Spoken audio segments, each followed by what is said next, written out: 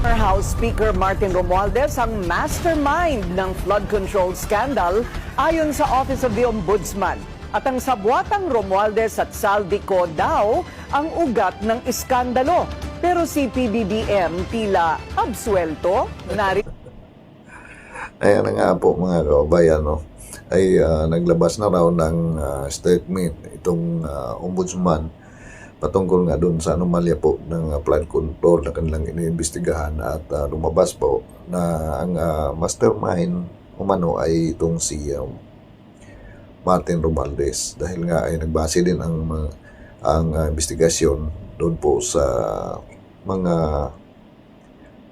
lumabas no na mga payag ng mga witnesses at mismong si Saldico, yung si Orly Gutierrez sa kanyang pag-testimony doon po sa ginawa po na Blue Ribbon Committee investigation patungkol nga dito sa anomalya ng flood control na ito, mga kaubayan. Yun ang mga binabasihan po nila, no? At sa iba pa no, na mga nagsasalita at tinuturo nga no, na mastermind itong si Martin Romualdez na yan ay dinideny din ni Martin Romualdez doon po sa kanya pong privilege speech na ay hindi po siya ang mastermind. At hindi lamang niya pinanglanan kung sino talaga yung mastermind, pero mayroon po siyang tinuro na mas mataas pa sa kanya, mga kababayan. Kaya ay nasabi nga niya na kung siya man ay bagsak ay hindi lamang siya mag-iisa. So, kung ito man mga kababayan, ang balita na ito ay talagang mayroong katotohanan at gagawin talaga no, na panagutin itong si Martin Romualdez. So dito na talaga natin malalaman kung sino ba ang talagang totoo na mastermind sa anomalya sa flood control. Dahil hindi nga yun sabi nga ni Martin Romualdez na hindi siya yung mastermind. Mayroon pa pong nasa taas na yun po ang talagang mastermind, mga kabayan. So parang tinuturo po niya yung po kanyang pinsan, pero hindi lamang po niya pinangalanan. Pero kung balikan po natin yung pahayag ni Saldico, sabi nga ni Saldico na yung pong mga natiran po ng pera itong si BBM, si Martin Romualdez at kasama pa nga yung pong si First Lady, no, mga kabayan, pati na rin po ang anak no ni BBM na si Congressman Sandro Marcos. Yun po ay mismo si Saldico no ang nagpahayag. At alam po naman natin na si Saldico talaga ang may alam dyan. At itong si Martin Romualdez, kung sino ba talaga ang mas pinaka mastermind dito sa anomalyang ito, mga kaubayan.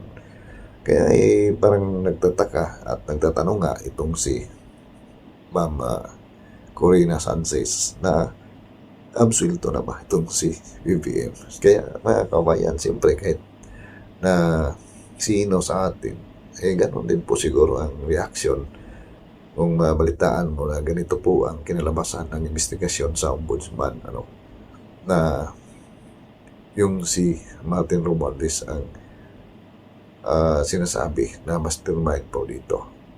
Kaya makakatanong ka talaga sa sarili mo na absuelto na ba itong si BBM na dahil sa lahat po no, na mga lumabas na mga witnesses kaya Saldico, sa kaya Orly Gutierrez at sa Eden Brief Marin, no, mga kabayan, andoon po palagi ang pangalan ni BBM, Martin Romualdez at Saldico. So sila pong tatlo ang andoon palagi.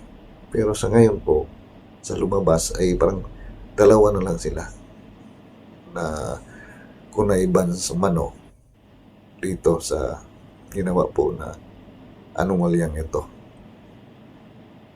Siyempre marami po yan sila at hindi lamang pinangalanan yung mas nasa ibaba pa. Kasi yung hinahanap po ngayon o inimbestigahan, ito pong mastermind kung sino ba.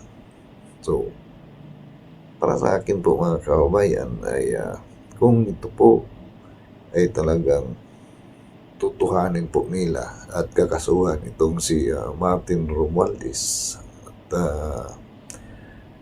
alam po naman natin na doon sa video o yung privilege speech ni Martin Romualdez, sabi nga niya ay hindi po siya babagsak na mag-isa. Siyempre, pagkat tutuhanin po ito, ay magsasalita talaga itong si Martin Romualdez at dito na po natin malalaman ang tunay na mastermind sa anomalya sa flood control, mga kabayan. Kaya ngayon nga ay parang mayroon pong umingay na balita, no, na mayroong nahuli na nangingikil kay Martin Romualdez. Para bang mga pangyayaring ito ay halos ganito talaga pagka may isyo na puputok na dawit ang administrasyon. Meron talagang mapabalita at yun ang maging maingay na balita. Para bang strategy na nila yan para po ay malihis ang isyo. O di ba, kababayan? Kaya ay atin mo nang alapin yan, kung tutuhanin ba ng ombudsman na kakasuhan po nila itong si Romualdez para managot base na rin po sa kanilang pahayag na at tinuturo nila na mastermind sa anomalya sa flood control. So alamin po natin yan, mga kababayan, sa mga susunod pa na mga araw kung mayroon bang update dyan. Baka ay bigla na namang matahimik at mawala ang isyu na yan. Dahil yung isyu sa isang nahuli ngayon na sabi ay nangingikil kay Romualdez na naman ang maging mag-ingay.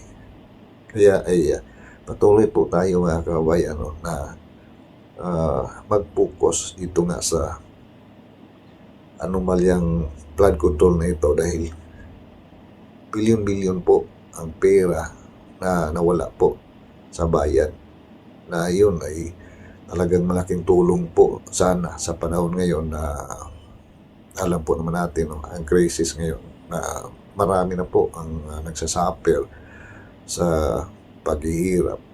Kahit na mayroong matrabaho ay nahihirapan na rin dahil sa mahal ang mga bilihin, mahal ang rodo at ang gasolina. Siyempre, halos lahat po ng mga nagtatrabaho, manggagawa, mga negosyante ay gumagamit po yan ng transportasyon, mga kababayan.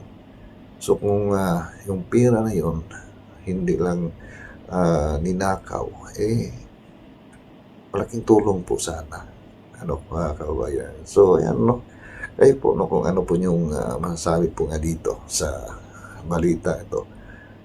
At mismong si Ma'am Corina Sanchez nga ay napatanong din na absuelto ba si BBM dito sa ginawa na investigasyon po ng ombudsman patungkol nga sa anomalya sa flood control. So ayan, at paki-comment na lang po kung ano po inyong mga komento dito po sa atin pong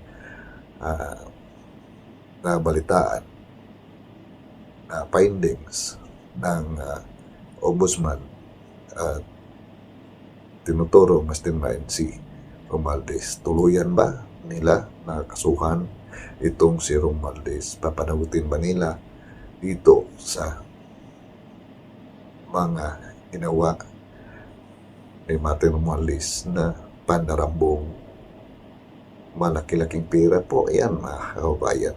Kung mayroon palang death penalty, sana para ay yung iba pa dyan, no, na mga kawatan ay magtanda, no, mga kababayan.